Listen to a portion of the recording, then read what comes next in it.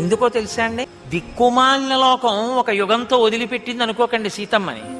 ఇంత పరీక్ష రామచంద్రమూర్తి ఎక్కడంటారో రేపొద్దున్న నా భార్యనని అలంకారాలు చేసి తీసుకురండి అన్నారు. ఎగబడి చూశారు ఆవిడ్ని. రాముడు ఊరుకుని పక్కన కూర్చోబెట్టుకుంటే ఇంత అందగత్తెగా పట్టారా రావణుడు తీసుకెళ్ళాడంట కదండి.